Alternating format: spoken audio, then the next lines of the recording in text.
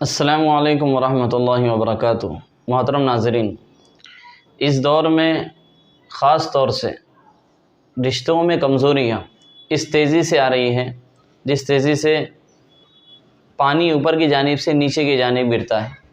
انہی رشتوں میں ایک رشتہ ہے ساس بہو کا، اور آج کل یہ رشتہ ایسا ہو چکا ہے کہ اگر کہیں پر اس رشتے کا ذکر چھڑ جائے تو لوگ یہ سمجھ رہے ہیں کہ اب اس کا تذکرہ صرف اور صرف نفرت ہی کے لیے ہوگا، اس رشتے کا محبت سے کوئی تعلق ہی نہیں رہا، بلکہ ایسی بات نہیں ہے۔ آئیے اسی رشتے کے تعلق سے آپ لوگوں کے سامنے ایک داستان کرنا چاہتا ہوں، ایک ساس اور بہو کی۔ کچھ عرصے پہلے کی بات ہے، تبسم نامی ایک لڑکی تھی جو اپنے سسرال میں اپنے شوہر اور ساس کے ساتھ رہتی تھی، اور کچھ ہی دنوں میں اس کو اس بات کا اندازہ ہو چکا تھا کہ اب اس کا گزارا ساس کے ساتھ نہیں ہو سکتا۔ وہ ایک ہی چھت کے نیچے ساس کے ساتھ نہیں رہ سکتی تھی۔ ان دونوں کی شخصیتیں مختلف تھیں، اور تبسم اپنی ساس کی بہت ساری حرکتوں سے پریشان تھی۔ اس کا یہ ماننا تھا کہ اس کی ساس تھوڑی تھوڑی بات پر اس پر طنز کرتی ہے، اس کو طعنہ دیتی ہے۔ آہستہ آہستہ دن اور پھر ہفتے گزر گئے، اور ان کی تکراریں ختم نہ ہوئی، اور ان کی تمام نااتفاقیوں سے گھر کا ماحول بھی خراب ہو گیا، اور خاص طور سے تبسم کا جو شوہر تھا وہ ان دونوں کی وجہ سے بہت زیادہ پریشان تھا۔ آخرکار تبسم نے یہ فیصلہ کیا کہ اب وہ اپنی ساس کا برا رویہ بالکل برداشت نہیں کریں گی، اور وہ اب کچھ نہ کچھ کریں گی۔ یہ سوچ کر اس نے اپنے پاپا کے ایک دوست جن کا نام احمد انکل تھا ان سے رابطہ کیا، جو کہ جڑی بوٹیاں بیچتے تھے۔ تبسم نے احمد انکل کو ساری کہانی سنائی اور کہا کہ آپ مجھے تھوڑا سا زہر دے دیں تاکہ میں کسی طرح سے وہ زہر کھانے میں ملا کر اپنے ساس کو دے دوں اور یہ قصہ ہمیشہ کے لیے ختم ہو جائے۔ احمد انکل تھوڑی دیر تو اس کی بات کو سن کر کچھ سوچتے رہے، اور کچھ سوچ کر تبسم سے کہا کہ بیٹا، اگر تم ان کو یوں ہی زہر دے دوں گی تو آپ پر پورا الزام آئے گا اور آپ شک کے دائرے میں رہوں گی، اس لیے میرے ذہن میں ایک بات یہ ہے کہ میں تمہیں ایک ایسی جڑی بوٹی دیتا ہوں جو تم روزانہ کھانے میں ملا کر اپنی سانس کو کھلانا، اور وہ زہر تھوڑا تھوڑا کر اثر انداز ہوں گا، یعنی ایک دم تمہاری سانس کی جان نہیں جائیں گی، بلکہ تھوڑے عرصے بعد اس کا انتقال ہوگا۔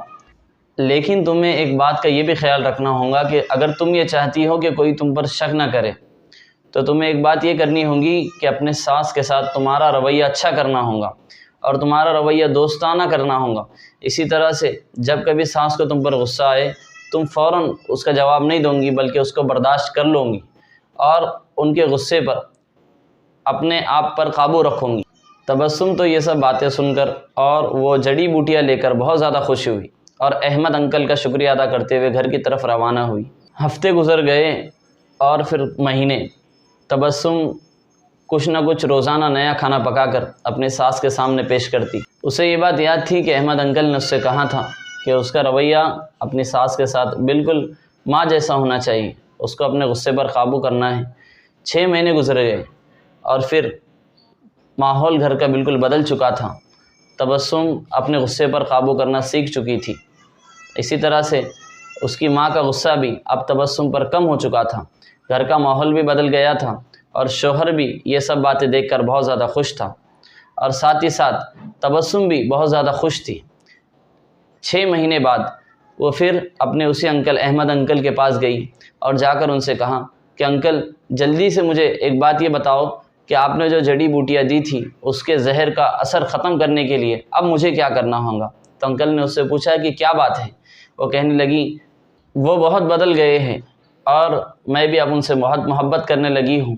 میں نہیں چاہتی کہ میرے دیے ہوئے زہر کی وجہ سے ان کی جان چلی جائے، اس لیے میں انہیں بچانا چاہتی ہوں۔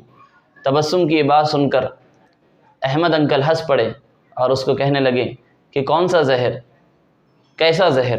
میں نے تو تمہیں کوئی زہر دیا ہی نہیں۔ میں نے تمہیں زہر نہیں دیا تھا، جو جڑی بوٹیاں میں نے تمہیں دی تھی وہ وٹامن کی تھی، تاکہ اسے کھا کر تمہاری ساس کی صحت اچھی ہو۔